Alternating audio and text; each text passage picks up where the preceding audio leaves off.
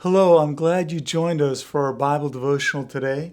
Let's turn in our Bibles to Matthew chapter 21. Matthew chapter 21. My name is Joe Stearns and I serve as a minister and elder for the Broward Church. And today we're going to be reading about the triumphal entry of Jesus into Jerusalem on what's traditionally called Palm Sunday. Let's read Matthew chapter 21, starting in verse 1. As they approached Jerusalem and came to Bethphage on the Mount of Olives, Jesus sent 2 disciples, saying to them, "Go to the village ahead of you, and at once you will find a donkey tied there, with her colt by her. Untie them and bring them to me. If anyone says anything to you, tell him that the Lord needs them, and he will send them right away." This took place to fulfill what was written through the prophet. "Say to the daughter of Zion, see, your king comes to you, gentle and riding on a donkey, on a colt, the foal of a donkey." The disciples went and did as Jesus had instructed them. They brought the donkey and the colt, placed their cloaks on them, and Jesus sat on them. A very large crowd spread their cloaks on the road, while others cut branches from the trees and spread them on the road. The crowds that went ahead of him and those that followed shouted, "Hosanna to the Son of David. Blessed is he who comes in the name of the Lord. Hosanna in the highest." When Jesus entered Jerusalem, the whole city was stirred and asked, "Who is this?" The crowds answered, "This is Jesus, the prophet from Nazareth in Galilee." This video is being recorded in April of 2020 during the coronavirus pandemic. This extraordinary time has brought about profound change in the lives of almost everyone on the entire globe. I believe there is a lesson that we can learn from the triumphal entry of Jesus that might help us in this difficult time. Let me explain. Jesus was making a direct claim to be the rightful king of Israel by riding a donkey into Jerusalem.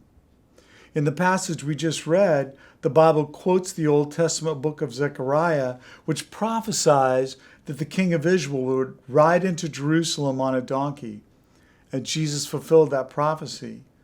Also, in the culture of Jesus' day, people would have understood the significance of his entry. I found this statement online. It says on BibleTools.org, it says, "From the archives dug up in the Babylonian city of Mari, it was learned that the riding of a donkey for entry into a city was an act of kingship. The donkey and the mule were a staple in the Near Eastern royal ceremonies as well."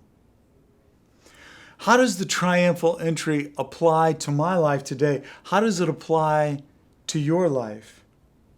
Well, when a person becomes a Christian, they are making a statement that Jesus is their king, that Jesus has been received as their king, as he should have been received in Jerusalem, that Jesus is on the throne of our heart.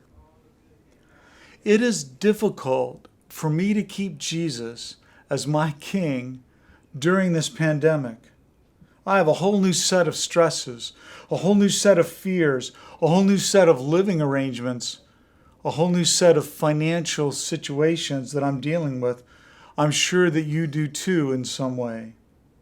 I'm not used to being home so much. Up north, when it snows in the winter, people get what they call cabin fever. It's not actually a fever. It just means that people get very tired of staying inside with the same set of people all day, every day. In Florida, we don't talk about cabin fever very much, but we're starting to experience it. And we have these 2 great concerns, all of us, for our health and for our finances. The question is this: is Jesus still the king of my life during this difficult time? The way I've answered that question for myself is this: am I acting like a Christian should act during this time of the pandemic? That would show if Jesus is still the Lord of my life. Is he the Lord of my cabin fever? Is he the Lord of the changes that are occurring? Is he the Lord of my financial concerns? Is he the Lord of my relationships at home? And I believe that if Jesus is the rightful king of my life, It will show in the way that I treat the people that I'm living with, and whether I'm controlling my anger and my irritation, if I'm showing respect to people, if I'm being humble, if I'm being unselfish, and if I'm bringing my anxiety and my fear to God because He's still the King in my life. I hope these reflections on this Bible passage are helpful to you. My hope and prayer is for our physical safety and for our spiritual strength.